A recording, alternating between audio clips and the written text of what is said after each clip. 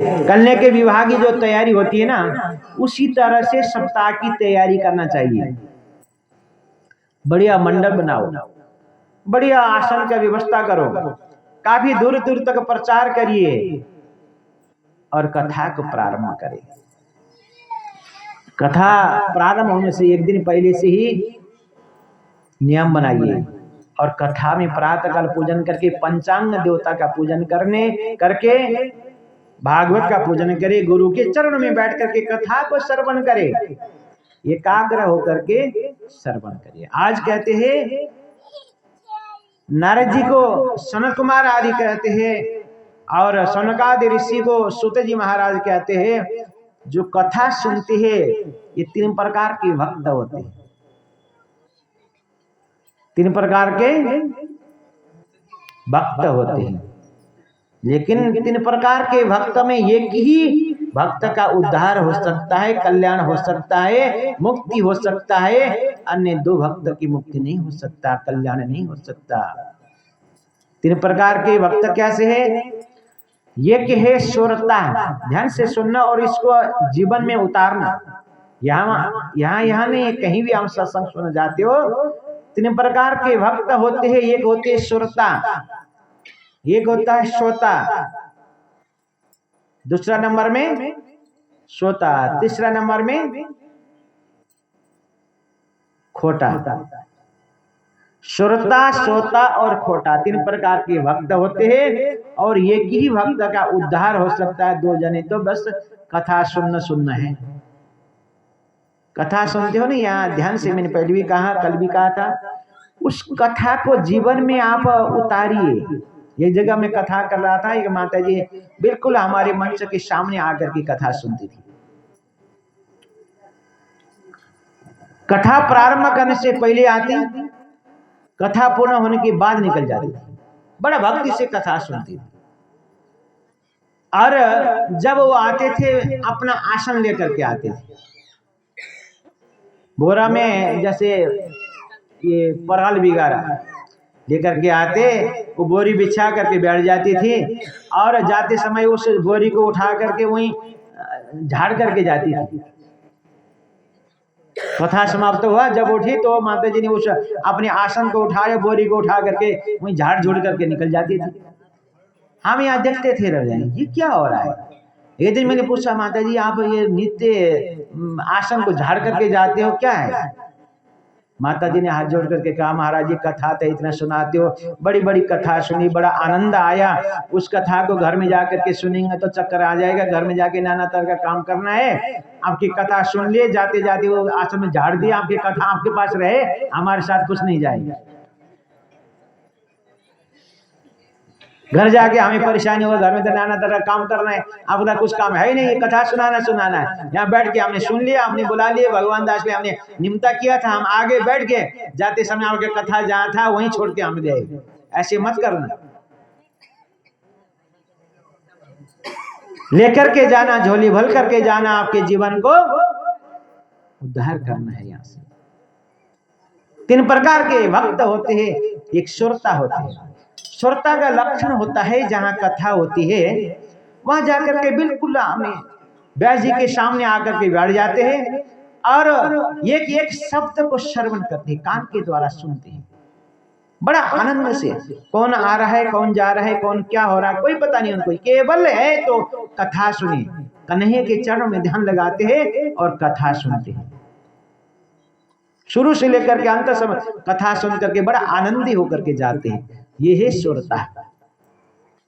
दूसरे होते हैं श्रोता, कथा के पंडाल में आगे, निंद्रा देवी आगे सो गए, कथा भी पूर्ण हुआ और निंद्रा भी पूरा हुआ, कुछ नहीं प्राप्ति हुआ। ये है श्रोता, उनके पास भी कुछ नहीं जाएगा। तीसरा होता है खोटा, अब कथा में तो आते गए, भगवान दास ने निमंत्रण किया, कार्ड भेज दिया, निमंत्रण किया, रोज फोन करते बुलाते, जाना चाहिए भाई, चलो जाते हैं। आते गए, आके बैठते गए, लेकिन दूसरी बहने को बुलाया, अरे तो आज तो बहू रानी गर्म पानी दिया ही नहीं, सुबह चाय लेनी थी चाय नहीं लिया, ऐसे बहू आगे कहाँ से पता नहीं, बेरो ही नहीं पता। दोनों बातें चलती रहती है, उधर भी चल रहा है और इधर भी चल रहा है, ये दोनों चलता रहता है। ये होते हैं खोटा। ध्यान रखना, जहां कथा में हम बैठते हैं, कथा में अगर अन्य कोई वार्तालाप होती है, खुद भी सुनते नहीं, दूसरे को सुनने नहीं देते, ऐसे में बड़ा दुष्ट लगता है। भागवत में लिखा हुआ है, कथा श्रवणम कृतनम ते दुष्टः ब्रह्महत्य समानतः। ब्रह्महत्या के समान का दोष लगता है कथा में बैठ करके किसी को डिस्टर्ब करते, सुनने नहीं देते। और ध्यान रखना, जो गहरे नींद में सो रहा हो रात्रि के समय में, कोई भी आप कहीं मिलने जाते हो, कोई विश्राम कर रहा है, सो रहा है, तो उसको कभी जगाना नहीं चाहिए। कभी भी आप जाओ, किसी के घर में जाते हो, आप जाते समय वहां कोई सो रहा है, विश्राम कर रहा है, उसको मत जगाइए। वो अपने आप जागेंगे तब उसको वार्तालाप करो। अगर सोते हुए को जगाओगे तो भी ब्रह्महत्या का दोष है। और कथा सुनते हुए किसी को डिस्टर्ब करोगे, किसी को परेशान करोगे, पारिवारिक बातों में लगाओगे तो भी ब्रह्महत्या का दोष लगता है। ध्यान रखना इस बात को। केवल कथा में गए तो कथा को श्रवण करिए। 3 तरह की श्रोता होते हैं, वक्ता होते हैं। एक जो श्रोता बन करके सुनते हैं उनका ही कल्याण होता है। और जजमान का नियम क्या है? आए हुए अतिथि का सेवा करिए, यथासंभव प्रसाद जल का सेवन कराइए, और नियम रखिए हमेशा ज्यादा बात ना करिए। जो मुख्य जजमान होते हैं, घर से बाहर मत जाइए, 7 दिन तक घर के अंदर रहिए। अन्य जाति से वार्तालाप मत करिए, और हो सकता है तो निराहार रह करके कथा सुनिए 7 दिन तक। नहीं हो सकता है तो जल पान करिए, जल से नहीं हो सकता तो फलाहार करिए, फलाहार से भी नहीं हो सकता है तो आज नारद जी को कहते हैं, सनत कुमार आदि को कहते हैं कि अरे भक्त, तुम निराहार होकर के नहीं रह सकते हो, फलाहार करके नहीं रह सकते, तो बड़ा आनंद से 2 टाइम सुबह और शाम भोजन करिए, कथा को मत छोड़िए। भोजन करके भी आओ लेकिन कथा मत छोड़िए। बड़ा आनंद, मक्खन लगा करके रोटी खाइए, कभी कड़ी बन रहा है तो कभी दाल बन रहा है, सब्जी, बड़ा आनंद बना करके खाइए, और कथा को मत छोड़िए। ये जीवन है, जीवन को परिवर्तन करने का समय है ये। ऐसे भक्त गमति बनो, श्रोता बन करके बैठिए। कहीं भी सत्संग में जाते हो तो केवल भगवान के चरणों में रह करके कथा को श्रवण करिए। आइए यहाँ से हमारा भागवत के महात्मा की कथा को पूर्ण होता हुआ हम भागवत के मूल में प्रवेश करेंगे। आइए उससे पहले एक सत्संग भगवान के बालकृष्ण के भजन की तरफ फिर आगे को बढ़ेंगे। बोले बालकृष्ण भगवान की जय, श्रीमद् भागवत महापुराण की, सप्ताह महायज्ञ के जय। जय श्री राधे, जय जय श्री राधे श्याम।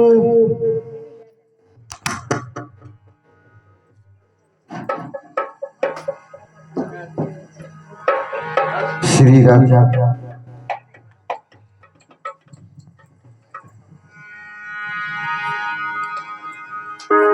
बोलिए कृष्ण कन्हैया लाल की जय, साची दरबार की जय हो। बोलिए अपने अपने गुरुदेव की जय हो।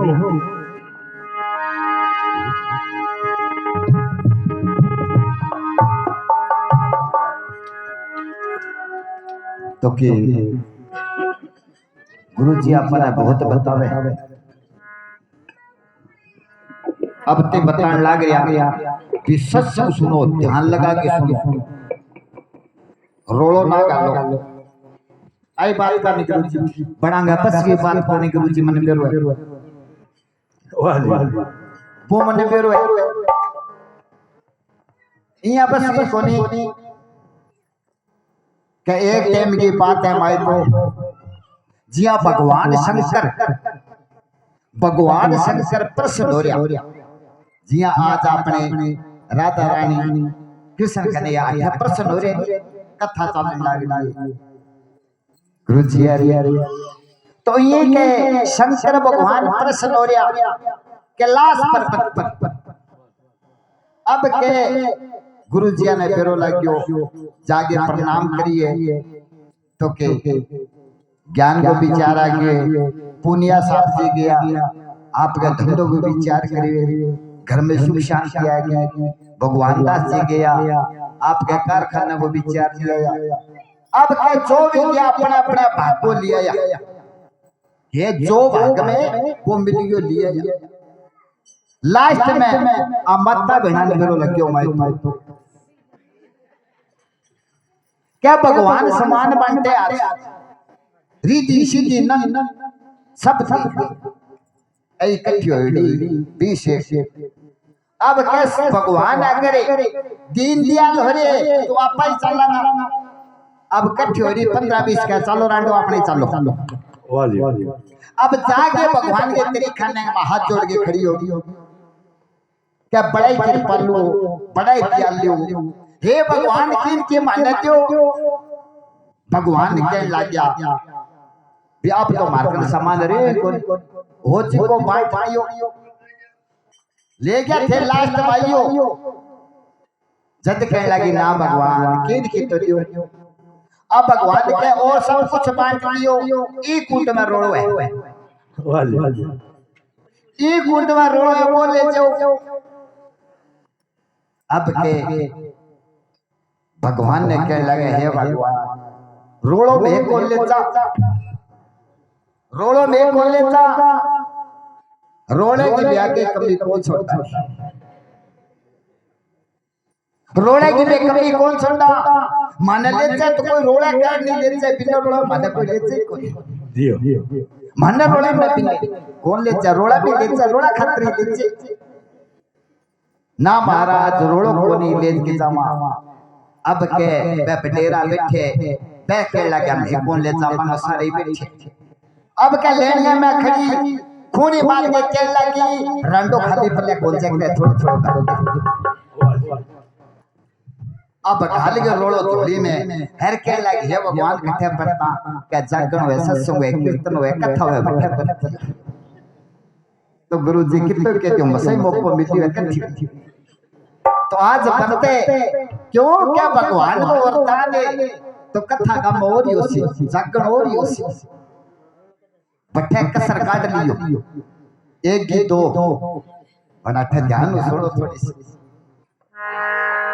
बोली साची दरबार की कृष्ण कन्हैया लाल की हाँ हे काना हो काना ओ काना करिया मत मार मटकिया टूट जावेली काना करिया मत मार मटकिया टूट जावेली मटकिया टूट जावेली तो दड़मारी भी जावेली हा फूट जावेली कुंडल मारी भी जावेली काना यो काना काना मटकिया टूट जावेली ये गाना कहिया मत मारी मटकिया फूट जावेली ये फूट जावेली कुंडल मारी भी जावेली ये फूट जावेली कुंडल मारी भी जावेली काना काना काना का करिया मत मार मटकिया फूट जावेली काना का करिया मत मार मटकिया फूट जावेली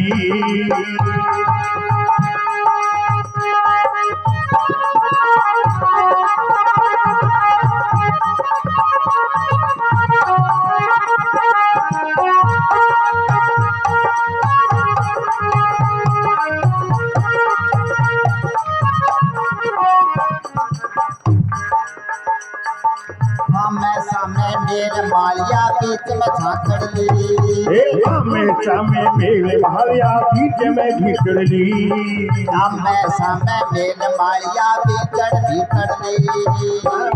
सामे मेरे मालिया बीच भीतर ली दर्शन थारा कैसे पाओ दर्शन थारा कैसे पाओ हर गई भीतर काना काना काना काकरिया तुम्हारी मटकिया उठी जावेली काना काकरिया तुम्हारी मटकिया उठी जावेली फूटी जावेली चुंदड़ मारी बीज जावेली ये फूटी जावेली चुंदड़ मारी बीज जावेली रे काना काना काना काकरिया तुम्हारी मटकिया उठी जावेली काना काकरिया तुम्हारी मटकिया उठी जावेली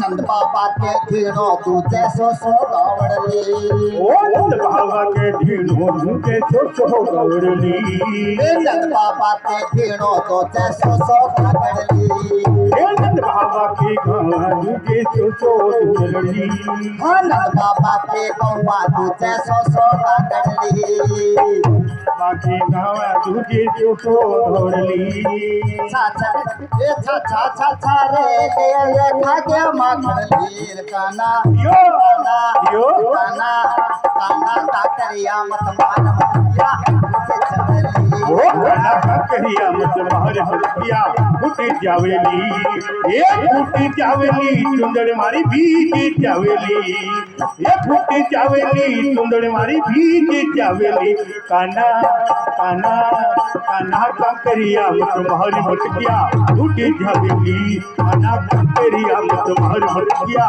उठे जावेली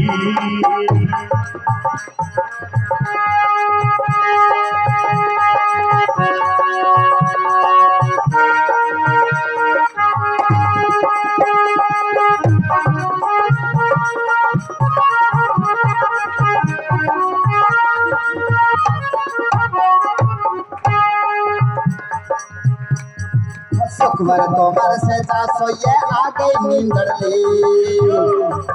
सुखवर तो मर से जा साजे आगे ही नींदड़ली काना आगे ही नींदड़ली रे मोहन आगे नींदड़ली सुखवर तो मर से जा साजे आगे नींदड़ली काना आगे ही नींदड़ली रे मोहन आगे ही नींदड़ली ये दर्शन तो थर कैसे पाओ दर्शन तो मैं कैसे पाऊं आगे नींदड़ली काना काकरिया यो काना काकरिया काना काकरिया मत मार मटकिया उठे जावेली काना काकरिया मत मार मटकिया उठे जावेली ये उठे जावेली चुनर मारी बीज जावेली ये उठे जावेली चुनर मारी बीज जावेली रे काना काना काना काकरिया मत मार मटकिया उठे जावेली काना काकरिया मत मार मटकिया उठे जावेली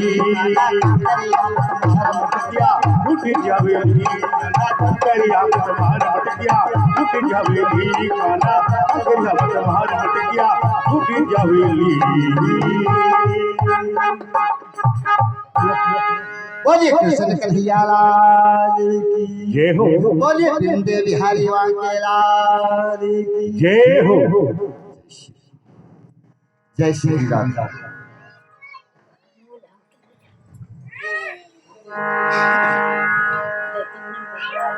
बोलिए साचे दरबार की जय हो बोलिए कृष्ण कन्हैया लाल की जय हो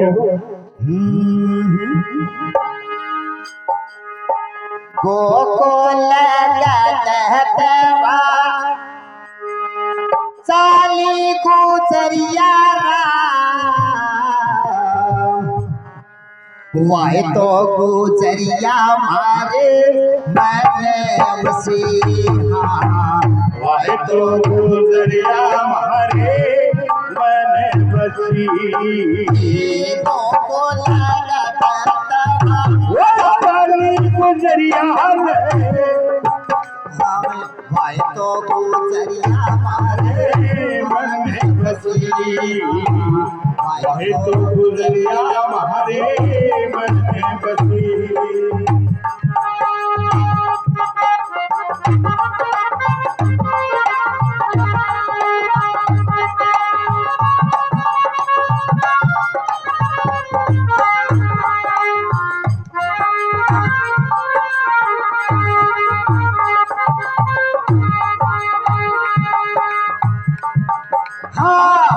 मुरली बजाते कृष्ण सावरे हाँ मुरली राधे कृष्ण सावरे मुरली बजाते कृष्ण सावरे मुरली बजाते कृष्ण सावरे गोपी बुलावे आयो कावरे गोपी बुलावे आयो कावरे मथुरा का कमला मारे वसती नगरिया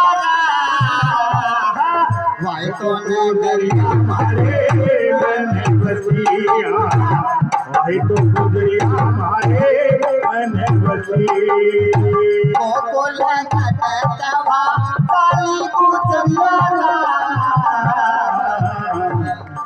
भाई तो गुजरिया मारे मन बसिया भाई तो गुजरिया मारे मन बसी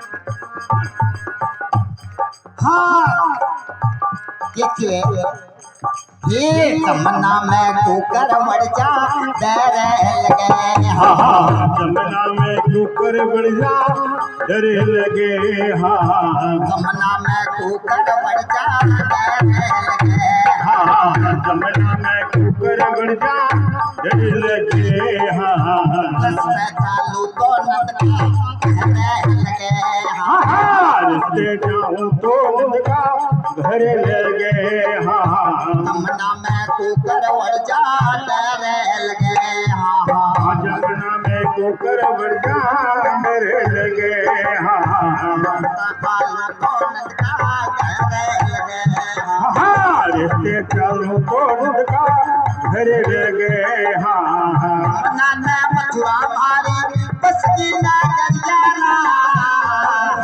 भाई तो नगरिया हमारे मन बसिया भाई तो नगरिया हमारे मन बसिया गोकुल कटकवा चाली गुजरिया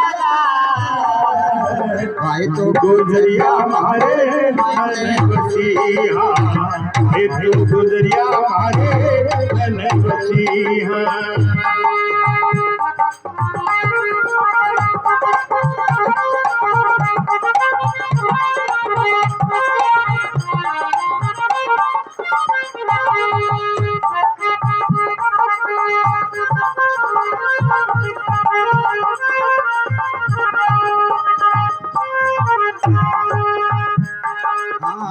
मटकी तो थोड़ी साढ़े तीन की मटकी तो थोड़ी साढ़े तीन की बातों रही नरकी से तीन की वहाँ तो रही ना किसे तीन की मटकी तो थोड़ी साढ़े तीन की वहाँ तो रही ना किसे तीन की सोने भेगर के भाले भीगे गगरिया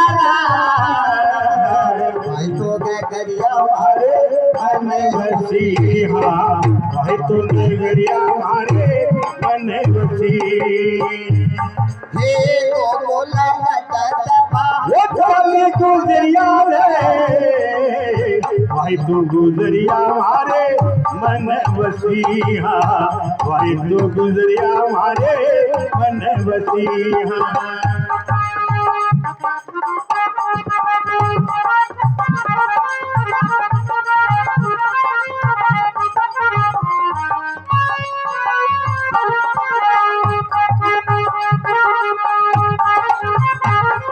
वाची बाबा बोलते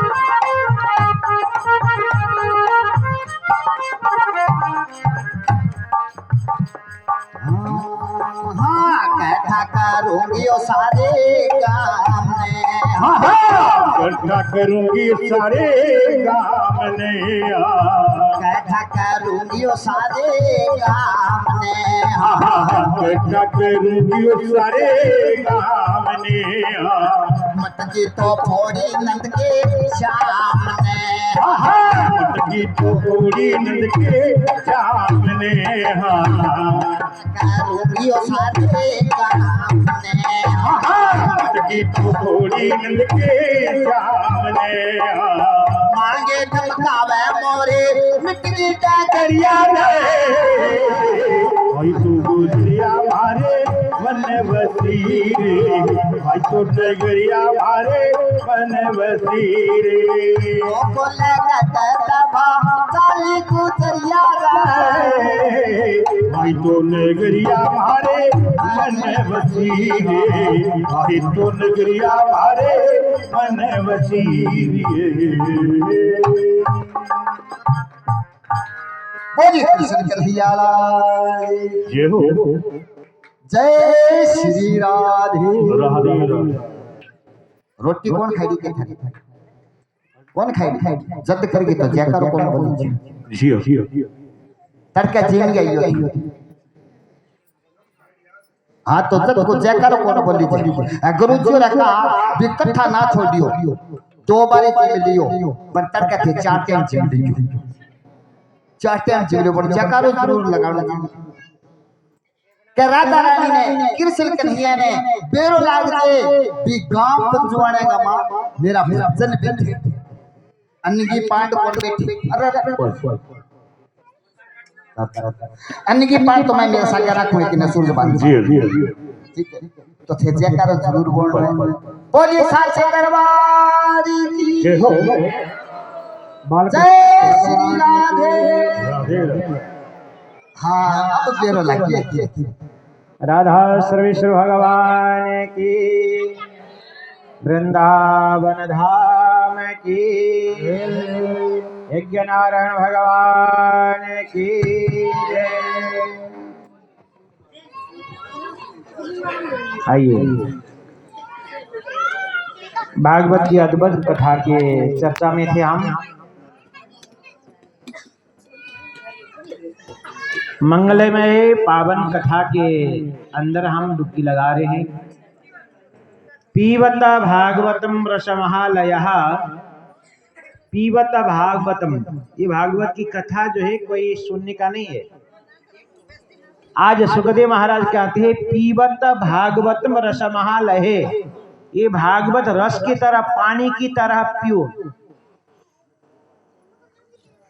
भागवत जो है कोई सुनने का चीज नहीं है। पीबत भागवतम रसमालये, भागवत पीना है। कैसे पीने हैं?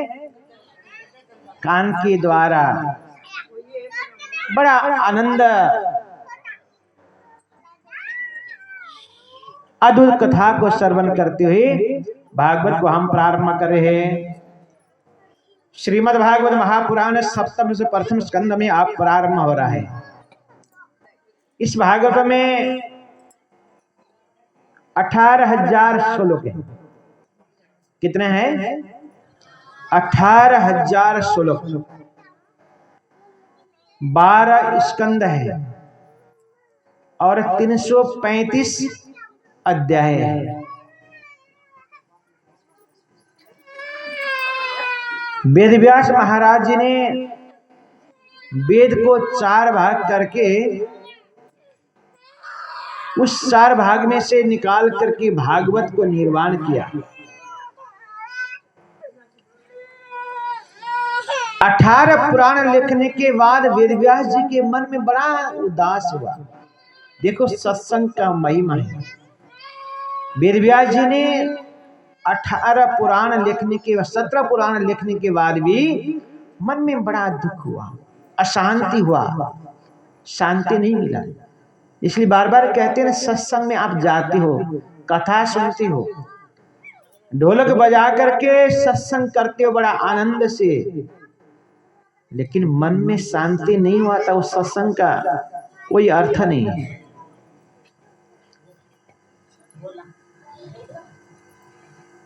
वेदव्यास जी के मन में बड़ा अशांति, दुख, चिंतित मन से जो बैठे हुए थे, नारद जी भागते हुए गए।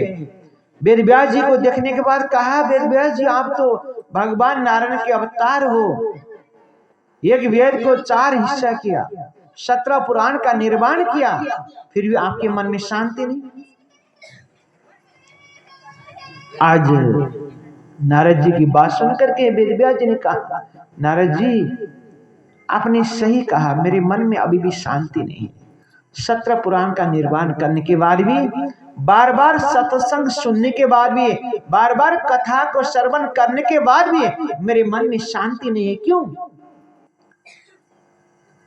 कथा के पंडाल में जाकर के बैठ गए, कब 3 बजे का कब कथा पूर्ण होगा निकलेंगे, ये मन हो जाएगा तो मन में शांति नहीं आएगा। कथा में तो ऐसे होनी चाहिए, जितना कथा हो रही और समय को आगे बढ़ाए, कथा में डुबकी लगाइए।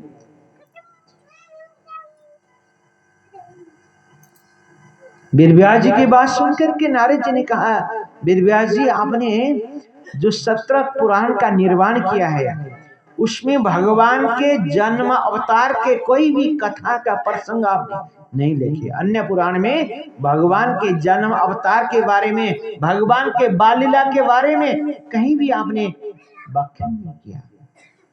जब तक आप भगवान के जन्म लीला की कथा को पूर्ण रूप से नहीं लिख पाओगे, तब तक आपके मन में शांति नहीं आएगा। इसलिए जहां भी आप भागो, सत्संग सुनने से ही लाभ नहीं होगा। सत्संग कथा पंडाल में जाकर के बैठने से ही आपके लिए शांति मिलेगा, ऐसा नहीं है। कथा में बैठो, कथा में डुबकी लगाओ, एकाग्रता भाव से भगवान की कथा को श्रवण करिए। मन ही मन में ओम नमो भगवते वासुदेवाय इस मंत्र का जप करिए। इस मंत्र को उच्चारण करते हुए मन ही मन कथा को श्रवण करो, कितना आनंद आएगा। आज नारद जी ने कहा, वेद व्यास जी आपने 17 पुराण का निर्माण किया, कहीं भगवान के जन्म के लीला के प्रसंग नहीं है। इसका अर्थ है जब तक हम भगवान से जुड़ेंगे नहीं, संत गुरु के चरणों में, संत गुरु से जुड़ेंगे नहीं, तब तक शांति मिलने वाला नहीं है। ध्यान रखना इस बात को। कथा को एक एक शब्द को आप समझने की कोशिश करिए। भगवान नारायण के अवतार वेद व्यास जी ने 17 पुराण का निर्माण करने के बाद भी शांति नहीं है। नारद जी आज बताते हैं, वेद व्यास जी आप भगवान के अवतार के, भगवान के जन्म के लीला के प्रसंग रूपी भागवत ग्रंथ का निर्माण करिए। आज नारद जी के आज्ञा से वेद व्यास जी ने गणेश जी को निवारण करते हैं, गणेश जी लिखते जाते हैं और वेद व्यास जी बताते जाते हैं। करते हुए इस भागवत का निर्माण हुआ। 18,000 श्लोक, 12 स्कंद, 335 अध्याय का इस भागवत रूपी ग्रंथ प्राप्त हुआ। और भागवत ऐसी है कि जीवन में एक बार भी अगर भागवत का श्रवण करने का शुभ अवसर प्राप्ति होती है, भगवान के दर्शन होता है, तो ये भगवान कृष्ण का श्रीमद् भागवत खेना प्रत्यक्ष कृष्ण वही रूपी, भगवान कृष्ण का ही रूप है ये भागवत। अगर जीवन में एक बार ही भागवत का दर्शन किया, भागवत की कथा को श्रवण करे, भगवान के पूजन करने का शुभ अवसर प्राप्ति हुआ, तो ये समझ लो भगवान कृष्ण का ही। द्वापर युग समाप्त होकर के भगवान कृष्ण गोलोक धाम जा रहे थे, प्रस्थान कर रहे थे। भगवान कृष्ण के प्रिय सखा उद्धव जी जाकर के भगवान से हाथ जोड़ करके कहा, भगवान आप इस धरातल को छोड़ करके गोलोक धाम को प्रस्थान कर रहे हो, आपके जाने के बाद द्वापर युग समाप्त हो जाएगा, कलयुग प्रारंभ होगा। और भगवान ये बताइए कलयुग में आपका दर्शन कहाँ होगा? किस स्थान में आपका निवास होगा, किसके दर्शन करने से, किसका पूजा करने से आपकी पूजा का दर्शन आपका फल प्राप्ति होगा, बताइए। आज भगवान कहते हैं उद्धव, कलयुग में मेरा निवास भागवत के अंदर होगा। कलयुग में मेरा निवास होगा केवल भागवत के अंदर। जीवन में एक बार ही भागवत का दर्शन किया, इसलिए घर घर में भागवत को रखो, इसको पढ़ लीजिए। आप पढ़ नहीं पाते, भागवत को ग्रंथ को घर में रख करके सुबह शाम पूजा करके भगवान के दर्शन करो, भागवत के दर्शन करो, भगवान के प्रणाम करो। भागवत के प्रणाम करने से भगवान कृष्ण का दर्शन को फल प्राप्ति होता है। ऐसे अद्भुत प्रसंग है। आज वेदव्यास जी को नारद जी बताते हैं, अब अपने पूर्व जन्म की कथा को श्रवण करा रहे हैं। वेदव्यास जी में पूर्व जन्म में एक दासी पुत्र था। मेरी माँ एक किसी के घर में घरेलू काम किया करती थी। मेरे पिता मेरा जन्म होते ही पिताजी का स्वर्गारोहण हुआ। मेरी माँ घर में कुछ नहीं था, किसी के घर में जाकर के घर के काम करके मुझे पालन किया करती थी। और उस घर में, जिस घर में मेरी माँ ने काम करती थी, सेवा करती थी, उस घर में संत लोग का आगमन हुआ करता था। चतुर्मास व्रत करने के लिए संत लोग आए। चतुर्मास व्रत समझते हो? आषाढ़ शुक्ल एकादशी से लेकर के कार्तिक शुक्ल एकादशी, जो देवउठनी 11 कहा जाता है। आषाढ़ शुक्ल एकादशी देवशोनी 11 से लेकर के देवउठनी 11, कार्तिक शुक्ल एकादशी तक ये चतुर्मास व्रत होता है।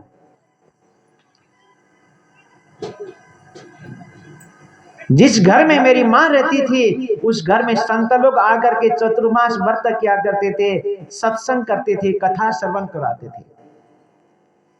वेदव्यास जी को कह रहे नारद जी, उन संतों को सेवा करने की मेरी ड्यूटी थी। मैं छोटा सा बालक था, मेरे पिताजी थे नहीं, माताजी जहां रहे वहीं मैं रहता था। मेरी माता काम के लिए जाती थी, मैं उस ब्राह्मण संत जन की सेवा करता था। प्रातः काल उठ करके समिधा तोड़ करके ले आना, हवन के लिए फूल पुष्प तोड़ करके ले आना, ब्राह्मण की सेवा करना, और जो ब्राह्मण भोजन करते थे उस पत्तल को उठा करके साफ करना मेरा ड्यूटी था। और जो ब्राह्मण जो उस पत्तल में जो प्रसाद छोड़ के जाते थे, उन ब्राह्मण का प्रसाद को मैं ग्रहण किया करता था। और समय व्यतीत हुआ, चतुर्मास समाप्त होकर के संत लोग, ब्राह्मण लोग वहां से निकल रहे थे। मुझे उन ब्राह्मण के सेवा में इतना भक्ति मिला, इतना आनंद मिला। अब उस ब्राह्मण मुझे छोड़ करके जा रहे थे, मैं बड़ा दुख हुआ मेरे मन में, और उन ब्राह्मण के पीछे लग गया। आगे आगे ब्राह्मण जा रहे थे, संत लोग जा रहे थे, मैं पीछे पीछे गया। काफी दूर पहुंचा तो संत लोगों ने मुझे देखा, अरे पुत्र कहाँ जा रहे हो तुम? मैंने कहा मैं तो आप लोग के साथ जाऊंगा, मुझे भी साथ ले जाइए। मेरे कोई पिताजी नहीं है, माताजी दुखी है, एक घर में काम करके खाती है, मुझे भी आपका चेला बनाइए, मैं भी आपके साथ जाऊंगा। संत ब्राह्मण ने कहा, नहीं बेटा, तुम लौट करके घर जाओ, तुम्हारे माँ के लिए कोई सहारा नहीं है। एक पुत्र को देख करके तुम्हारे दर्शन करके तुम्हारी माँ का जीना हो रहा है। एक घर में काम करके किसी की दासी के काम करके तुम्हें खिलाती है। आज सुख है तो केवल तुम्हारी माँ के लिए, तुम्हारे दर्शन करके, तुम्हारे को देख करके खुश है तेरी माँ। आज तुम अपनी माँ को छोड़ करके निकलोगे, तुम्हारी माँ का जीवन नहीं रहेगा बेटा, जाओ। लेकिन आशीर्वाद देता हूं। संतों ने कहा, तुमने हमारा बड़ा सेवा किया है, आशीर्वाद देता हूं, भगवान के अवश्य दर्शन होगा तुम्हें। ब्राह्मण का सेवा, संतों का सेवा ऐसे नहीं जाएगा। जाओ बेटा, तुम लौट करके जाओ। मुझे ब्राह्मण ने लेकर के, गुरुजन ने लेकर के नहीं गए, मैं लौट करके दुखी होकर के गया। मैं भक्ति मार्ग में चलना चाहता था, लेकिन मेरे माँ के कारण से मैं आगे नहीं बढ़ पाया। मेरी माँ के कारण से मुझे भक्ति मार्ग प्राप्त नहीं हुआ, बड़ा दुखी हुआ। देखो सतमार्ग में छोटा सा बालक था, संतों की सेवा के लिए घर छोड़ करके निकलना चाहता था, लेकिन मां के बंधन में बंध गया।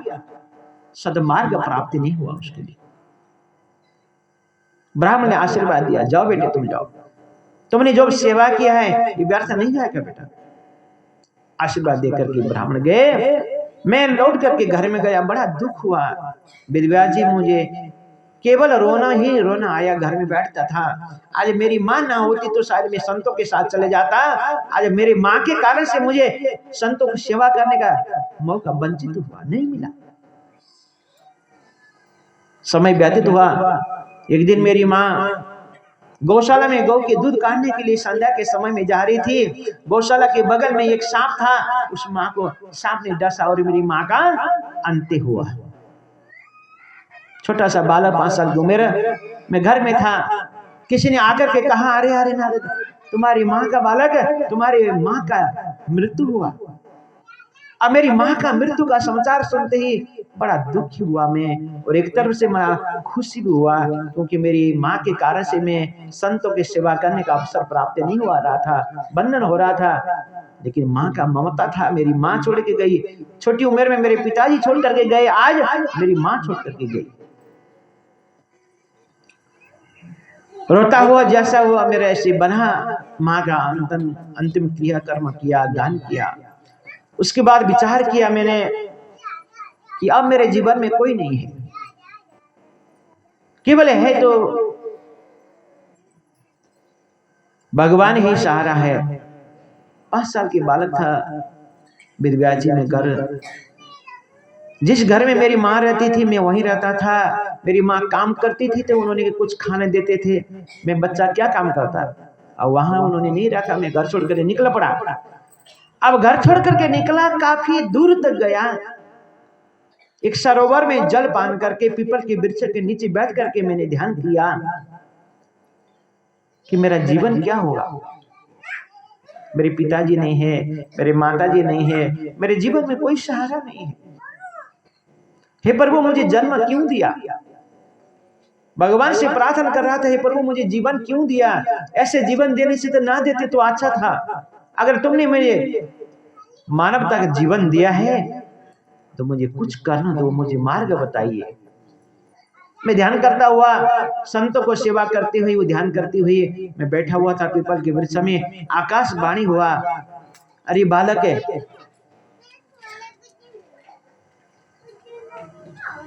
तुम्हें भगवान का दर्शन होगा। नेत्र बंद करके बैठा हुआ था, भगवान का दर्शन होगा तुझे, लेकिन इस जन्म में नहीं, अगले जन्म में। नेत्र बंद करके ध्यान कर रहा था। मेरे हृदय के अंदर चतुर्भुज भगवान नारायण आकर के मेरे हृदय में वास किया, मुझे दर्शन प्राप्ति हुआ, और एकदम से उस छवि को मेरे हृदय से बाहर हुआ। छवि हृदय से बाहर हुआ तो मैं जाग पड़ा, एकदम से बेचैन हुआ, भगवान कहाँ मिलेंगे, कहाँ मिलेंगे। अभी मेरे हृदय के अंदर मुझे भगवान ने दर्शन दिया, नेत्र खुलते ही नहीं है। मैंने अभी कहा था, ये अज्ञान रूपी जो पर्दा हमें जो परेशानी कर रहा है, भगवान से मिलन करने का जो मार्ग नहीं प्राप्ति हो रहा है हमें अज्ञान के कारण से।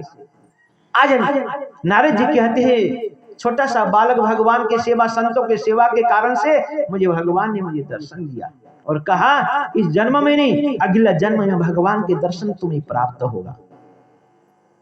ये सुनते ही मैंने विचार किया, इस जीवन में कुछ नहीं होने वाला नहीं है, भगवान के दर्शन करना है। ये जीवन जब तक ये जीवन समाप्त नहीं होगा तब तक भगवान मिलेंगे नहीं। दूसरा जन्म लेने के बाद ही भगवान मिलेंगे। मैं ये समाप्त करूंगा ये जीवन। मैं निश्चित किया, उसी पीपल के वृक्ष के नीचे बैठ करके निरंतर भगवान के नाम संकीर्तन किया, और नमो भगवते वासुदेवा का मंत्र का जप करते हुआ अपने जीवन को समाप्त किया। और संतों की आशीर्वाद थी मुझे, संतों का सेवा, ब्राह्मण का सेवा, गुरु का सेवा के कारण से आज मैं ब्रह्मपुत्र बनकर के, नारद जी बनकर के आया हूँ। ये वेदव्यास जी, मैं तीनों लोक में भ्रमण करता हूँ, कहीं भी कोई रोक टोक नहीं करता। देवलोक में जाता हूँ, देवता के स्थान में जाता हूँ, वैकुंठ में जाता हूँ, पृथ्वी घूमता हूँ, लेकिन मुझे कोई रोकने वाला नहीं है। ये संतों का सेवा का ही फल है। ब्राह्मण का सेवा, गुरु की सेवा में इतना फल होती है। पूर्व जन्म के कथा को श्रवण कराए और वहां से नारद जी निकल लिए। आगे बढ़ करके हम महाभारत के कहने का अर्थ ये है, देखो जो हम कर्म करते हैं, जैसा कर्म करोगे वैसे ही फल मिलेगा। घर में बैठे बैठे खेतों में से फसल घर में आएगी ऐसे नहीं होगा। आपको खेत में जाकर के फसल को लगाओगे, बीज बीजोगे, तभी आपको फसल घर में आएगी। बाजार में जाकर के कुछ सामान लेकर के आओगे तभी घर में आएगा। घर बैठे हुए कुछ नहीं होगा। ये परिश्रम है, कर्म करना है जीवन में हमें। ये कर्म भूमि है, ये कर्म भूमि, जितना कर्म कर सकते हो ये कर्म ऐसी करो ये जीवन में सफल हो, आने वाला जीवन में परमात्मा को धाम प्राप्ति हो जाए। ऐसे कर्म करिए जीवन में। और ये ध्यान नहीं है, आपको ये गारंटी है कि ये मानव चोला समाप्त होकर के अगला जन्म हम मनुष्य ही बन करके आएंगे। कैसी कोई गारंटी है किसी के लिए? नहीं है ना, कोई गारंटी नहीं है। हम किस योनि में जाएंगे, किस दुर्दशा में होंगे, कोई पता नहीं है। 84 लाख योनि में ये मानव जीवन सबसे, भगवान कहते हैं मनुष्य योनि मुझे इतना प्रिय है मानव, क्योंकि मानव ही तो मुझे चाहता है। अगर मनुष्य चाहे तो मैं तो पुत्र बन करके आना चाहता हूं। गृहस्थी के घर में तो भगवान का जन्म हुआ है। भगवान पुत्र बन करके आना चाहते हैं, लेकिन पुत्र की मां बनने की क्षमता आपके पास है या नहीं है?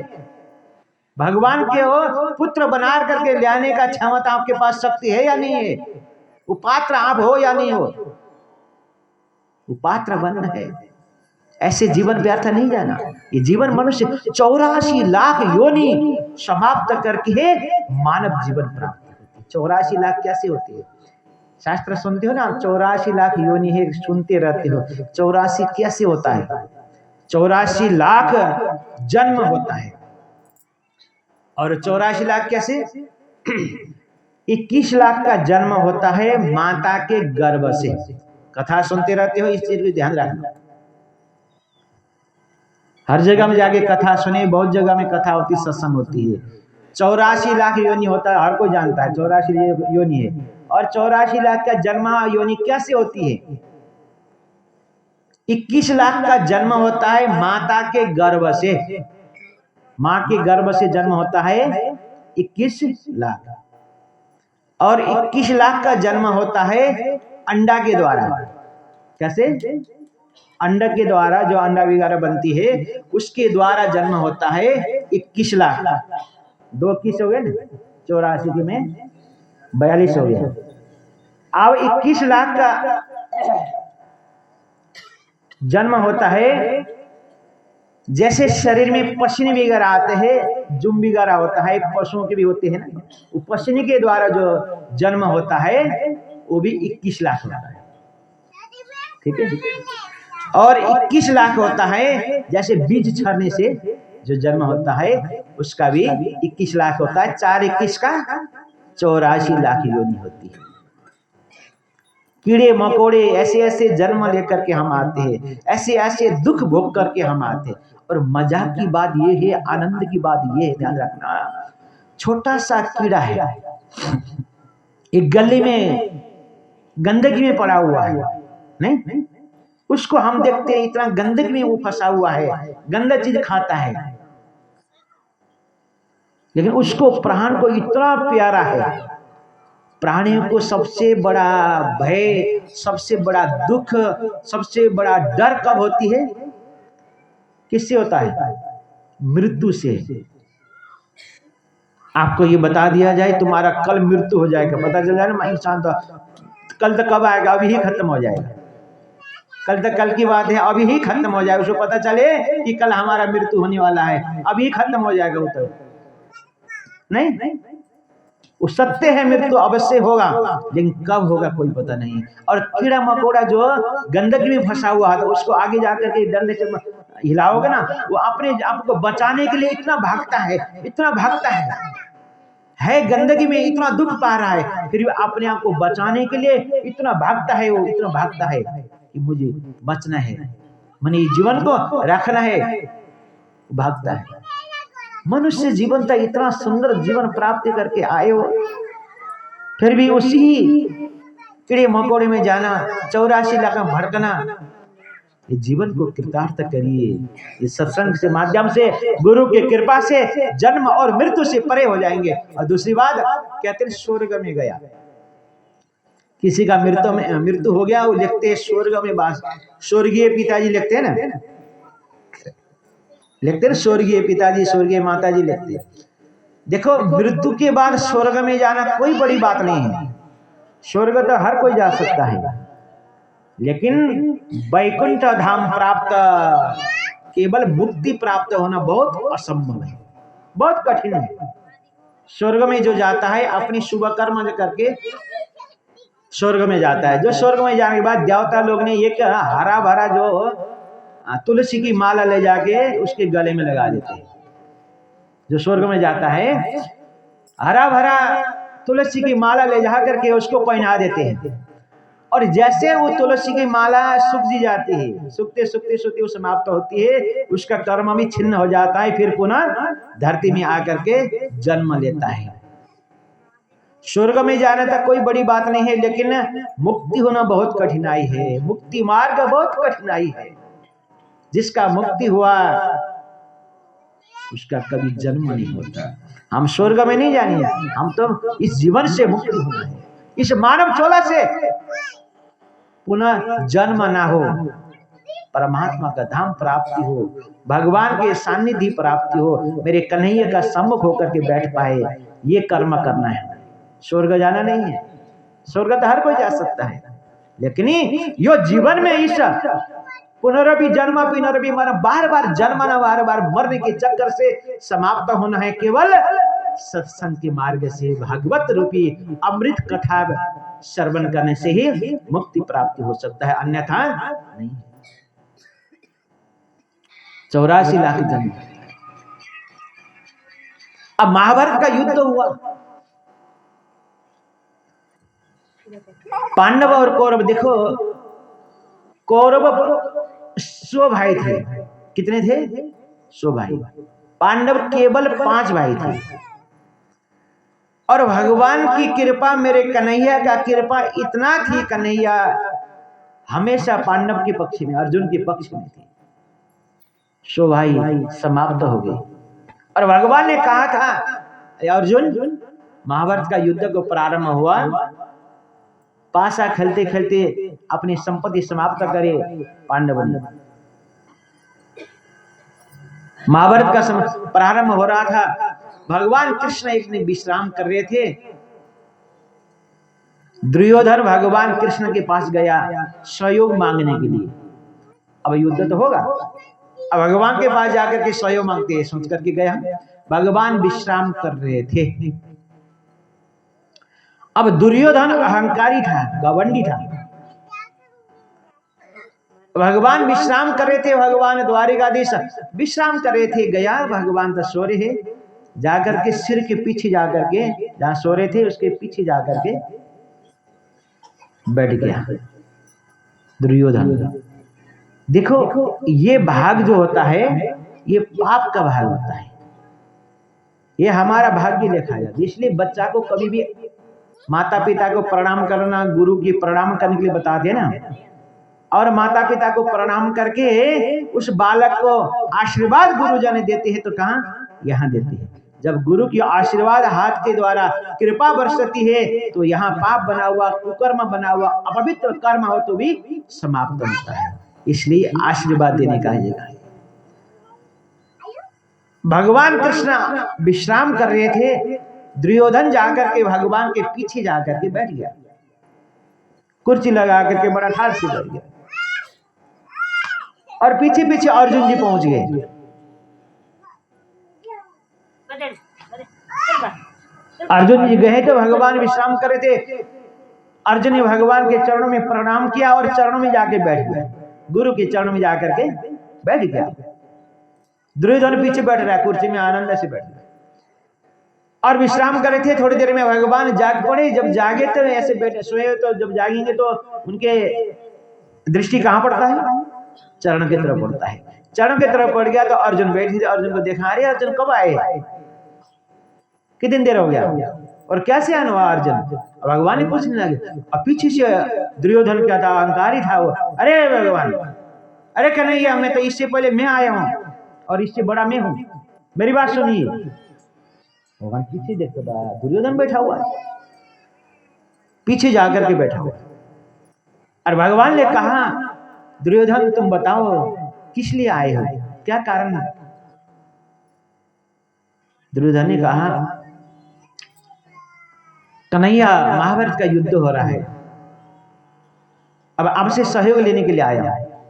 अब दोनों ही एक ही जगह में जा रहे हैं, नहीं युद्ध की तैयारी हो रही है और दोनों भाई भगवान से सहयोग मांगने के लिए जा रहे हैं। भगवान कृष्ण के चरण में जाकर के अर्जुन बैठ गए हैं, चरणों प्रणाम करके बैठी हुई है और दुर्योधन कहता है मुझे सहयोग दे दीजिए। और भगवान ने कहा, दुर्योधन मैं तो युद्ध नहीं करूंगा, कोई अस्त्र नहीं चलाऊंगा, शस्त्र नहीं चढ़ाऊंगा, मैं अकेला एक तरफ होऊंगा और मेरी जो सेना है वो एक तरफ होगी।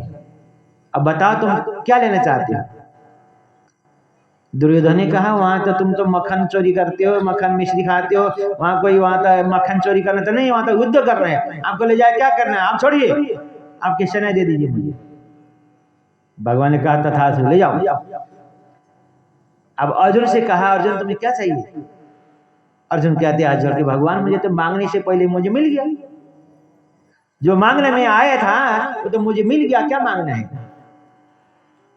भगवान ने कहा, अर्जुन मैं तो मैंने वचन दे चुका हूं, युद्ध नहीं करूंगा, कोई अस्त्र शस्त्र नहीं चलाऊंगा, युद्ध नहीं करूंगा, मुझे ले जा क्या करोगे। आज अर्जुन हाथ जोड़ करके कहते, कन्हैया आपके दर्शन मुझे मिल जाए, आपके मेरे सारथी बन करके चलिए, मुझे युद्ध से विजय मुझे प्राप्त होगा, मुझे सेना नहीं चाहिए, आप मेरे साथ हो तो मेरा विजय। भगवान साथ है, कहीं भी जाओ हम सफल है।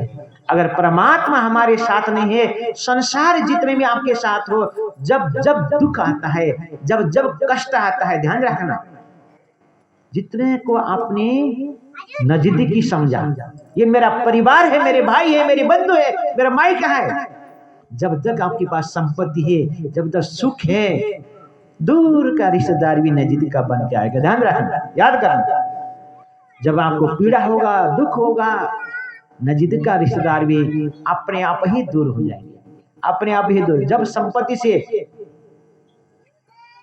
हद हो गए, कुछ नहीं रहेगा आपके पास, कोई नहीं रहेगा, कोई साथ देने वाला नहीं है, उस समय में केवल साथ देने वाले मेरे कन्हैया है। इसलिए संसार की मोह और माया छोड़ दीजिए, अभी से रिश्ता बनाइए, नाता बनाइए, तो मेरे कन्हैया से नाता जोड़िए, आपको आनंद आएगा, कभी दुख नहीं आएगा।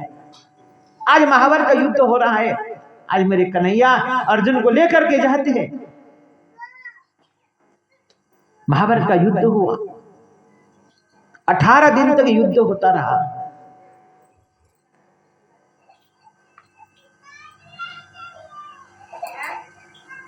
कौरव के 100 भाई थे, समाप्त हो गए, इतना सेना थे, सब समाप्त हो गए।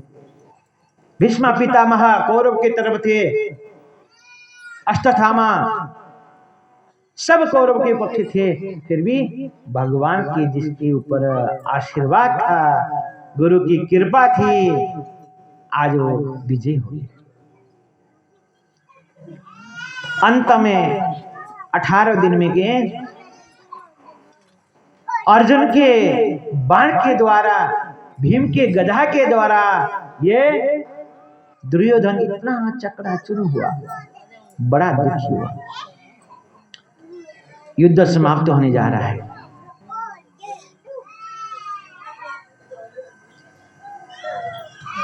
वहां जाकर के दुर्योधन को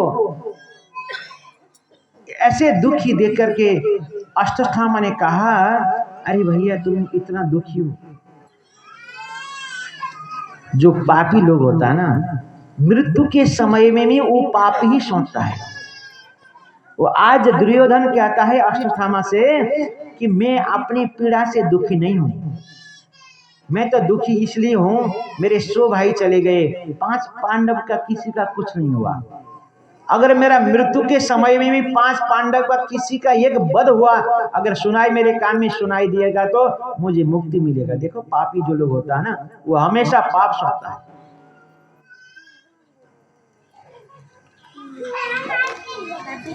बड़ा दुष्ट लोग, इनसे बच के रहना है।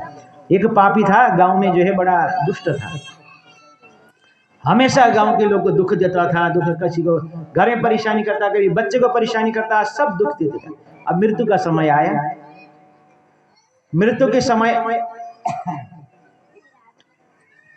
आया तो मृत्यु होने से पहले गांव के लोग को बुला करके उस पापी दुष्ट ने कहा, अरे सुन लीजिए मेरा मृत्यु होने वाला हो, कल परसों जब भी मेरा मृत्यु होगा तुम्हें जीवन भर गांव वाले को मैंने दुख दिया है, मृत्यु के बाद में जो शमशान तक ले जाओगे, उस समय में जाते समय, घर से जाते समय जो है मेरे मुंह में बड़े लोहा के सरिया से जो है मेरे मुंह में थप्पड़ मार मार करके सरिया जो मेरे मुंह में डाल करके लेके जाना, क्योंकि तुम्हें दुख दिया, मैंने जीवन भर गांव वाले को सबको दुख दिया है, मेरे मृत्यु के बाद मेरे मुंह में वो सरिया डाल करके लेके जाना शमशान तक।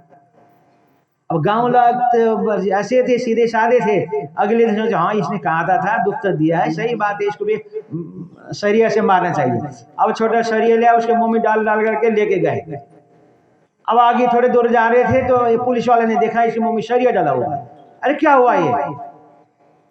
लोगों ने कहा इसने कहा था। अरे कहा क्यों थे? जो सरिया डाल के मारे हो तुमने, सबको पकड़ाया, इसके सरिया से मार मार करके मृत्यु कराया। अब पुलिस वाले सब जितने गए हुए थे सबको पकड़ाया गया। जो पापी होता ना, वो मरने के बाद भी सुख नहीं देता, ध्यान रखना, इससे बच के रहना। दुर्योधन ऐसा दुष्ट था, मृत्यु के समय में भी कहा अश्वत्थामा अगर मेरे 100 भाई चले गए तो कोई बात नहीं है, अगर मृत्यु के समय में 5 पांडव में से किसी एक का वध हुआ सुनाई दिया तो मेरे मन को शांति होगा। अब अश्वत्थामा ने कहा है ये क्या 5 पांडव को मैं वध करके ले आता हूं, भाग के गया अश्वत्थामा। अब भगवान कृष्ण ने 5 पांडव को विजय जुलूस कराने के लिए कहीं गंगा स्नान करने के लिए लेके गए थे। 5 पांडव के शिविर में जो है द्रौपदी के 5 पुत्र थे, वो सोए हुए थे, उनका भी मुख जो है बिल्कुल पांडव जैसे थे, मिलता जुलता। वो अश्वत्थामा गया, 5 का सिर काट करके एक कपड़े में बांध करके लेके गया और जो दुर्योधन के सामने ले जाकर के रख दिया। देख तुमने तो कहा था 1 पांडव को ले आओ, मैं तो 5 पांडव का सिर काट करके लेके आया। अब वहां खोल करके देखता है, दुर्योधन ने कहा ये तो कोई पहचान लिया, ये तो पांडव नहीं है, पांडव नहीं है, ये तो पांडव पुत्र है। अरे इनके साथ मेरा क्या बहिर था। अरे अश्वत्थामा तुमने तो मेरे मृत्यु के बाद जल देने वाला भी कोई न रहा, मेरा वंशों को तुमने समाप्त किया। उसको देखते ही उसी टाइम उसका मृत्यु हुआ। इधर द्रौपदी को पता चला मेरे 5 पांडव का मृत्यु हुआ।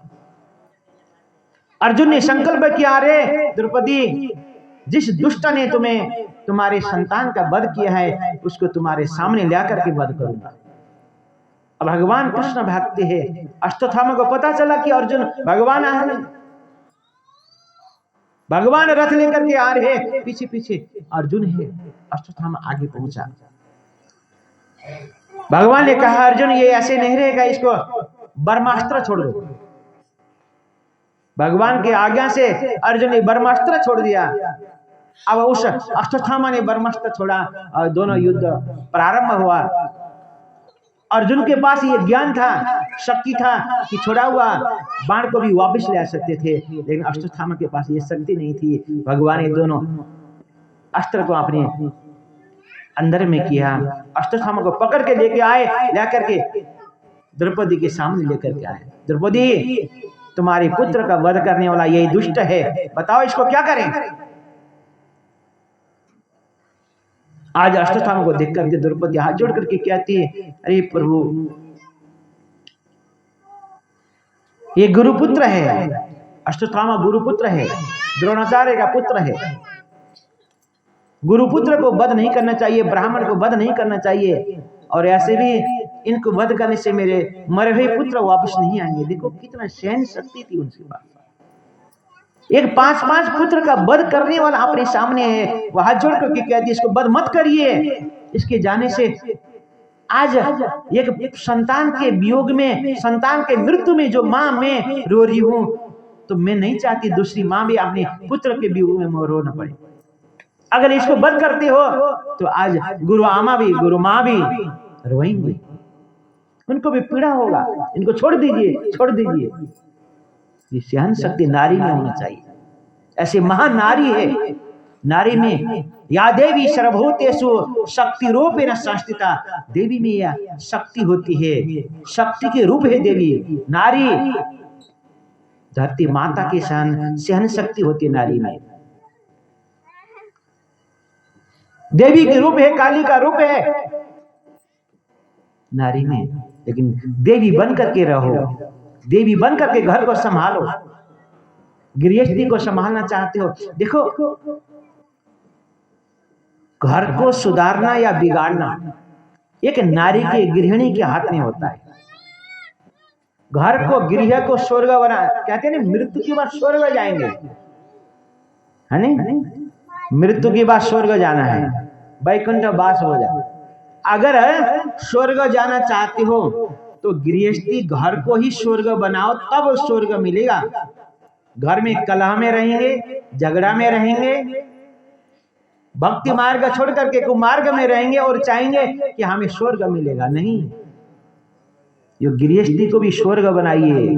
गृहस्थी धर्म इतना महान है, गृहस्थी धर्म। भगवान चाहते हैं गृहस्थी के घर में आना चाहते हैं, लेकिन भगवान को लाने वाले तो बनो, भगवान को बांट देने वाले बनो। स्वर्ग चाहते हो तो गृहस्थी को भी स्वर्ग बनाइए। वो महान नारी है, 5-5 पुत्र का वध हुआ, वो वध करने वाला आमने सामने आ रहा है। आज द्रौपदी कहती है छोड़ दीजिए इसको, छोड़ दीजिए, छोड़ दीजिए। आज हम छोटी छोटी बालकों के कारण से, छोटा छोटा बालक आपस में लड़ते हैं, एक टोपी के कारण से लड़ाई करते हैं। उस बच्चे को उसने पीट दिया और आपस में जाकर के माता माता लड़ते हैं। नहीं, किसी से बोलचाली खत्म हो जाता है। वो बच्चे तो 2 मिनट में खेलना शुरू करते हैं, आपस में खेलते हैं, लेकिन माता पिता झगड़ा की घर बनती है। आपस में झगड़ा हो रहा है, किसी से बोलचाल नहीं हो रही। ये सहन करो, जितना आपके पास सहन शक्ति है उतने स्वर्ग बनेगा। स्वर्ग तो जाना है, लेकिन स्वर्ग जाने से पहले अपने घर को स्वर्ग बनाइए, अपने मन को स्वर्ग बनाइए, मन को पवित्र बनाइए, घर को पवित्र बनाइए। किसी को सुधारना है तो खुद सुधरोगे तब सुधार पाओगे। खुद नहीं सुधरे, किसी को सुधारेंगे, घर को सुधारेंगे, बच्चे को सुधारेंगे, नहीं हो पाएगा। सबसे पहले सुधारना है तब अपने आप को सुधारो। अब फरवरी मार्च में बच्चों का पेपर का क्या मारता है? नहीं, मार्च में होती है। मार्च के समय में पेपर का समय आता है, बच्चे को पढ़ाना है। माता जी बेटे कितने पढ़े हुए, टीचर भी बैठी होंगे, पढ़े हुए सब आजकल का सब पर। अब हम कहते हैं उस बच्चा को पढ़ाना है, पेपर के समय में पढ़ाना है। कृष्ण जी बैठे हैं, बच्चा को वो पढ़ाना है, बड़ा नटखट बालक है, उसको पढ़ाना है। कल को पेपर है, और कल को पेपर है। आज कहेंगे माता जी कहेंगे अरे तुम्हारा पढ़ाई है, तुम्हारा कल पेपर है, जाइए दूसरे कमरे में जाकर के पढ़िए। और माता जी क्या कहते हैं, टीवी चला चला करके, मोबाइल चला चला कर नए नए धारावाहिक, नए नए नाटक और देखते रहते हैं। और बच्चा को कहेंगे जाओ जाओ पढ़ो पढ़ो।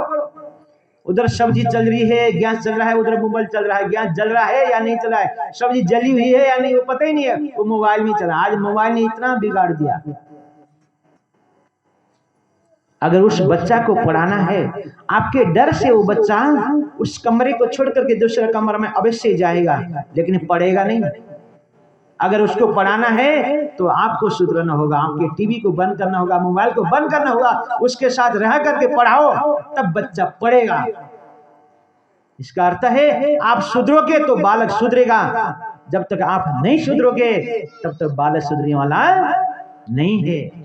इसलिए ये ज्ञान कहाँ से प्राप्ति होती है? सत्संग के मार्ग से, गुरु की कृपा से, गुरुवाणी से ज्ञान प्राप्ति होती है। सबसे पहले है अपने आप को सुधारो, अपने आप को, कुछ आपके पास है, कुछ ज्ञान है तब किसी को दिया जाएगा।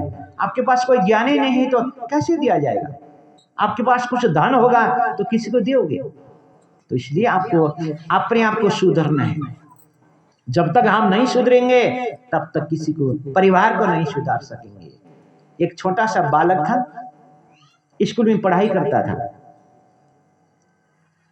स्कूल में पढ़ाई करता था। एक दिन स्कूल में से एक पेंसिल चोरी करके लेके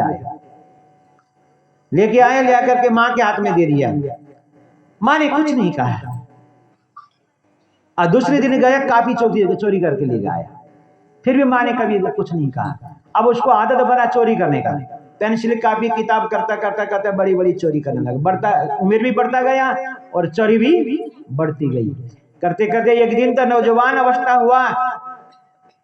एक राजा के दरबार में जाकर के चोरी करके लेके आ रहा था। सैनिक ने उसको पकड़ लिया, ले जाकर के कारागार के अंदर डाल दिया। उसको अदालत से फांसी की सजा होगी। जब फांसी देते हैं तो वो पूछते हैं तुम्हारे अंतिम क्या इच्छा है, ऐसे पूछते हैं। मेरे ख्याल में सुनते हैं हम, जब फांसी देने का समय होता है तो उससे पूछते हैं तुम्हारी अंतिम क्या इच्छा है। उससे पूछा गया, वो कहता है कि मैं अंतिम इच्छा मेरी ये है कि मेरी माँ से मैं मिलना चाहता हूँ, और तो कोई है ही नहीं मेरा, ये कि माँ है, उससे मैं अंतिम इच्छा, अंतिम समय में मिलना चाहता हूँ। अब लेकर के गए सैनिक, उसको पकड़ के लेके गए माँ के चरण में जाकर के। अब वो सैनिक लोग तो सोच रहे थे कि माँ को प्रणाम करेगा, कुछ पूछेगा, बताएगा, लेकिन वो जाते ही माँ को एकदम से थप्पड़ लगा दिया। माँ के पास पहुंचते ही एकदम से गाल में थप्पड़ लगा दिया। लगाते माँ कहती है तो क्या हुआ?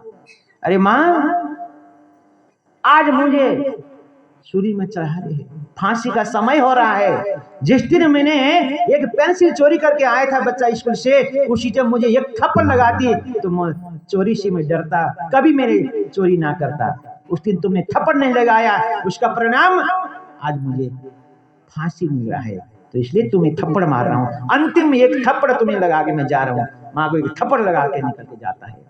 कहने का अर्थ ये है कि बालक को सुधारो।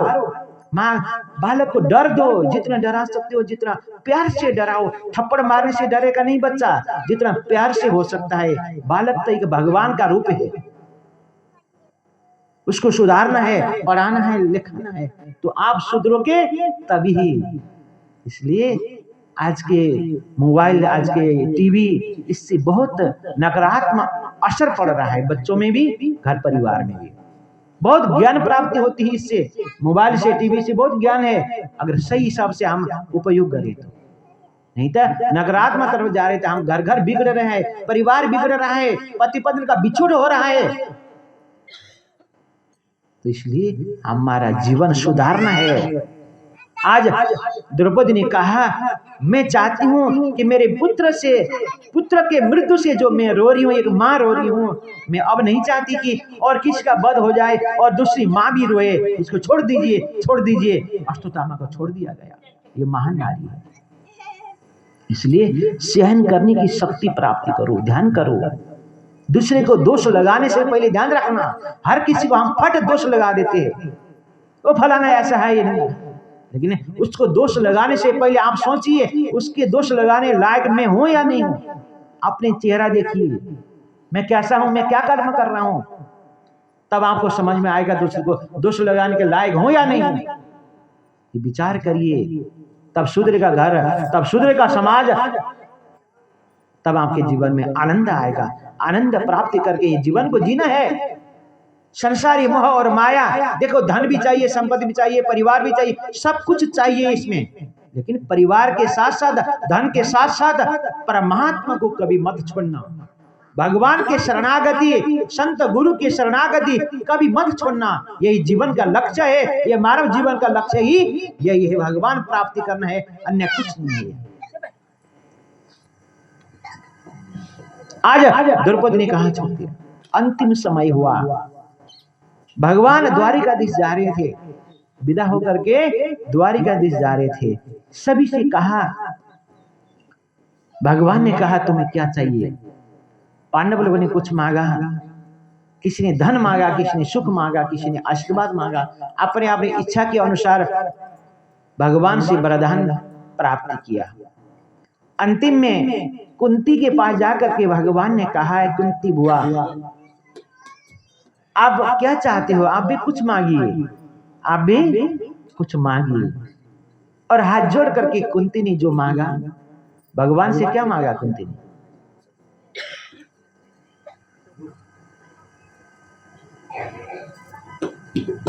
आपके सामने भागवत सुन रहे हैं और आपके सामने ये भगवान कन्हैया प्रकट होकर के कहे कि तुम्हें क्या चाहिए, क्या मांगोगे? धन चाहिए, सुख चाहिए, विवाह हो जाए? नहीं, केवल मुक्ति प्राप्ति हो। आज कुंती मांगती है, अरे कन्हैया सबको देते रहे हो, सबको देते रहे हो, अभी तक तो तुम्हें मैंने पहचाना ही नहीं, अभी तक तो ये कन्हैया कन्हैया सोच करके पुकार रही थी, अब तो मुझे पूर्ण विश्वास हुआ कन्हैया तुम कोई एक बालक नहीं हो, तुम तो साक्षात नारायण के अवतार हो। अगर तुम्हें वरदान ही देना है मुझे, पहली बात तो मुझे कुछ नहीं चाहिए, अगर देना ही इच्छा है तो मेरा संतान के ऊपर, पुत्र पांडव के ऊपर और मेरे जीवन में हमेशा दुख ही दुख प्राप्त हो, कष्ट ही कष्ट प्राप्त हो, और कुछ मुझे नहीं चाहिए। कुंती की बात सुन करके भगवान ने कहा, अरे अरे बुआ देखो, पांडव के जीवन में इतना दुख हुआ, 12 वर्ष वनवास, 1 वर्ष उपवास, 13 वर्ष तक वनवास में रहे। महाभारत का युद्ध 18 दिन तक महाभारत का युद्ध हुआ। अब युधिष्ठिर महाराज को राज सिंहासन में विराजमान, अब तक कुछ सुख होगा, कुछ आनंद होगा, और तुम मांगती हो कि दुख चाहिए। अर्जुन की बात सुन करके भगवान ने, कृष्ण की बात सुन करके कुंती ने कहा, भगवान वो सुख मुझे नहीं चाहिए, वो सुख हमें संतान को नहीं चाहिए। जब जब पांडव के ऊपर कष्ट हुआ, जब तब जंगल में रहे पांडव, तब तक कन्हैया आप साथ में थे, हैं? इतना दुख में मेरे बच्चे रहे, जंगल जंगल में हम भटकते रहे, कन्हैया तुम हमारे साथ थे। आज सुख प्राप्ति हुआ, राज सिंहासन प्राप्ति हुआ, इस सुख को छोड़ करके तुम हमें छोड़ करके जा रहे हो, द्वारिका जा रहे हो, ये सुख नहीं चाहिए हमारे जीवन में, ये सुख नहीं चाहिए जहां मेरे कन्हैया ना हो, जहां कन्हैया का हमें दर्शन प्राप्ति ना हो, वो सुख हमें नहीं चाहिए। ये कन्हैया अगर देना ही है मेरे पांडव के ऊपर, मेरे ऊपर जीवन भर दुख ही दुख, कष्ट ही कष्ट दो, ताकि मुझे भगवान के दर्शन प्राप्ति हो, मेरे कन्हैया मेरे साथ में हो, मुझे दुख नहीं होगा कन्हैया, केवल देना है तो मुझे सुख दो, और कुछ नहीं चाहिए। वो सुख नहीं है जो राज सिंहासन में बैठ करके मेरे भगवान हमें छोड़ करके निकल जाए, मेरे कन्हैया हमें छोड़ करके निकल जाए, वो सुख हमें नहीं है। हाथ जोड़ करके कहा, जीवन में संसार से सुख प्राप्त नहीं होता है, जीवन में सुख होगा तो केवल परमात्मा के चरणों में, परमात्मा के आशीर्वाद, परमात्मा सदगुरु की कृपा से सुख प्राप्त हो सकता है। इसलिए जीवन में केवल सच्चा साथी है तो मेरे कन्हैया है, सच्चा गुरु है तो केवल कन्हैया है, उनसे प्रीत करिए, उनके नजदीक हो जाओ, मेरे कन्हैया के नजदीक हो, जीवन पूर्ण सफल हो जाएगा आपका। ये नहीं है कि भगवान के शरणों में केवल भगवान की सेवा करो, ऐसा नहीं है। आपके धर्म है, अपने घर की सेवा करना है, बच्चों को पालन करना है, पढ़ाना है, लिखाना है, सब कर्तव्य करना है, फिर भी घर के काम करते हुए मेरे कन्हैया के बन करके रहो, आपके जीवन में बड़ा आनंद आएगा, बड़ा आनंद आएगा। भगवान कृष्ण के पास जाकर के नारद जी ने कहा, नारद जी ने कहा है कन्हैया कि भगवान द्वारिकाधीश 4 आश्रम है, समझते हो ना, ब्रह्मचारी आश्रम है, गृहस्थी आश्रम है, वानप्रस्थ आश्रम है, फिर संन्यास आश्रम है। जन्म से लेकर के 25 वर्ष की उम्र तक ब्रह्मचारी पालन करो, गुरुकुल में रह करके पढ़ाई करो, 25 वर्ष के बाद गुरुकुल से आकर के गृहस्थी में रहो, 50 वर्ष की उम्र तक गृहस्थी धर्म का निर्वहन करो, कमाओ दमाओ, 50 वर्ष संतान पैदा करो, पढ़ाओ लिखाओ, 50 वर्ष तक, 50 वर्ष के बाद कुछ मोह और माया से कम करो, कुछ जिम्मेवारी कम करो, बच्चों को दो, भगवान की तरफ लग जाओ। 75 वर्ष पूरा होने के बाद संन्यास आश्रम, परमात्मा का धाम प्राप्ति करें। ये 4 आश्रम है।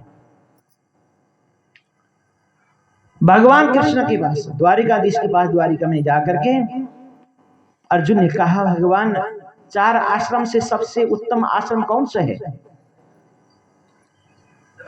अर्जुन की बात सुन करके भगवान ने कहा, अर्जुन आपको क्या बताऊं?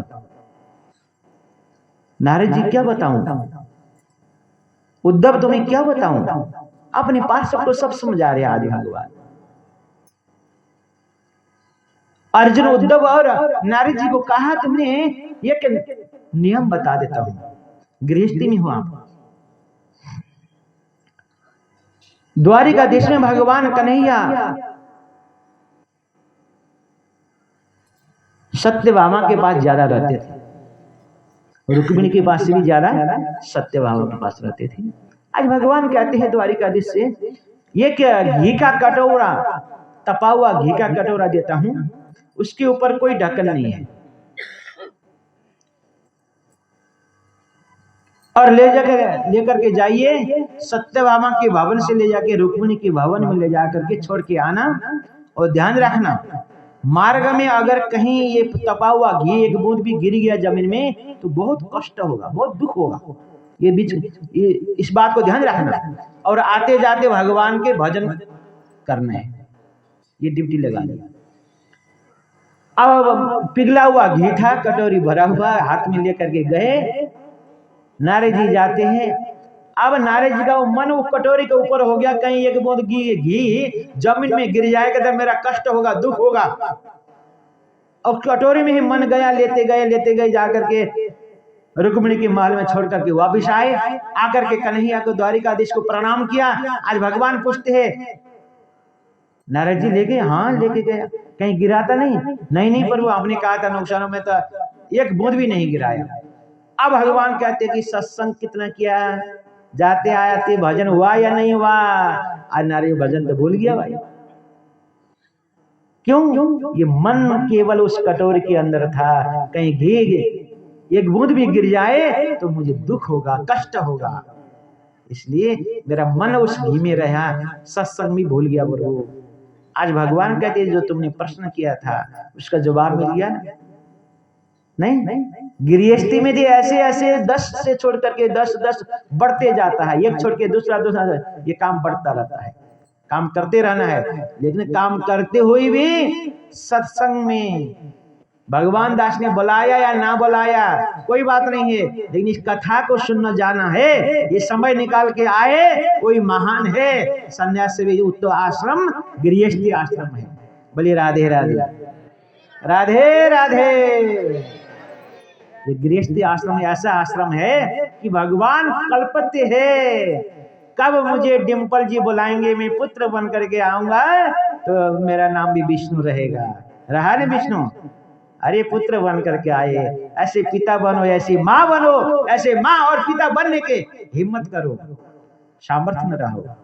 ये तो केवल भगवान के कृपा से, सत्संग के प्रभाव से ही ये शक्ति प्राप्ति होती है, ये ज्ञान प्राप्ति हो, आपके जीवन कृतार्थ होगा, आनंदमय होगा। आइए एक भजन सुनेंगे, उसके बाद कथा के आगे बढ़ेंगे। बोले बालकृष्ण भगवान की जय, राधा सर्वेश्वर भगवान की जय। अब हम अंतिम की, आज के प्रसंग की अंतिम की तरफ जा रहे हैं। कल का अद्भुत कथा है, शिव चरित्र की तरफ जाएंगे। भगवान के जन्म अवतार के कथा के प्रसंग होगा। भगवान सांब सदा शिव सती के प्रसंग आएंगे कल की कथा में। बड़ा अद्भुत कथा रहेगा कल। और आज अब एक भजन, उसके बाद एक छोटा सा प्रसंग करके फिर आरती की तरफ जाएंगे। बोले बालकृष्ण भगवान की जय। सही 11 बजे, 11:15 बजे हम कथा को प्रारंभ करेंगे। सभी अपने अपने समय के अनुसार सही टाइम लेकर के आना। 3 साढ़े 3 बजे हम फिर कथा को विश्राम करेंगे। अब हम अंतिम की तरफ जा रहे हैं। आइए 2 भजन सुनेंगे, उसके बाद फिर आरती की तरफ जाएंगे। बोले बालकृष्ण भगवान की जय।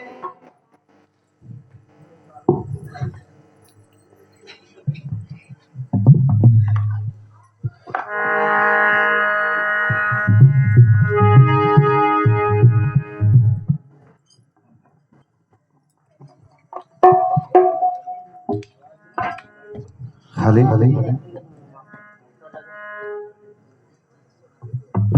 बोलिए कृष्ण कन्हैया लाल जय हो।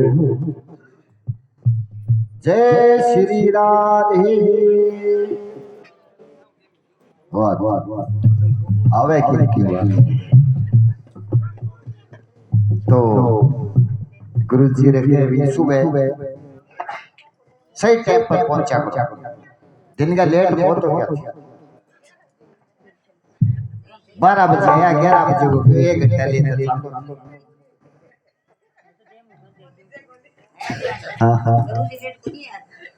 तो थे लेट हो तो गुरु जी का भी लेट होगा। गुरु जी तो थाने टिके कदसी आवे तो कदसी बेचो थे या गुरु दिन का 5 बजे जो गुरु जी तार लाता। अच्छा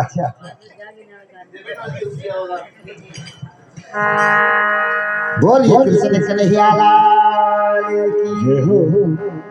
मेरे बाके बिहारी लाल की जय हो। तो गुरु जी ने कियो विश्याम के चरणा में ध्यान लगा लो। कान्हा के चरणा में ध्यान लगा लो कि अपन चो हाँ ये मैं तो तेरी हो गई शाम। मैं तो तेरी हो गई शाम। मैं दुनिया क्या जाने। मैं तो तेरी हो गई शाम ये दुनिया क्या जाने। तेरी हो गई शाम। मैं दुनिया क्या जाने। मैं तेरी हो गई शाम ये दुनिया क्या जाने। दुनिया क्या जाने। दुनिया क्या जाने। ये दुनिया क्या जाने या दुनिया क्या जाने। तेरी हो गई शाम। मैं दुनिया क्या जाने। हम तो तेरी हो गई शाम या दुनिया क्या जाने।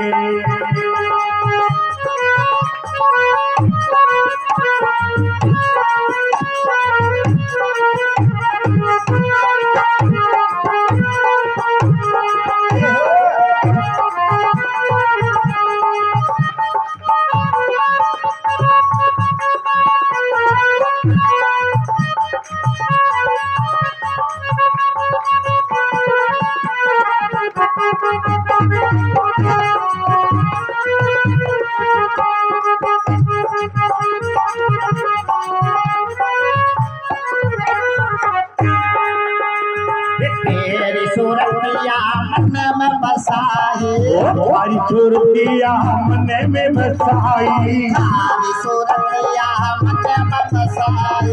हमारी सूरतिया मन में बसाई। लोग कहे या पावरिया। लोग दुनिया में वाहवरी आई। लोग कहे या पावरिया। या पावरिया। लोग कहे या वाहवरी आई। लोग कहे या पावरिया। ये कौन कहे या वाहवरी आई। लोग करे बदनाम। दुनिया क्या जाने। या दुनिया करे बदनाम। ये दुनिया क्या जाने। मैं तो तेरी हो गई शाम। दुनिया क्या जाने। मैं तो तेरी हो गई शाम या दुनिया क्या जाने। या दुनिया क्या जाने। दुनिया क्या जाने। हर दुनिया क्या जाने या दुनिया क्या जाने। तेरी हो गई मैं तो तेरी हो गई शाम या दुनिया क्या जाने।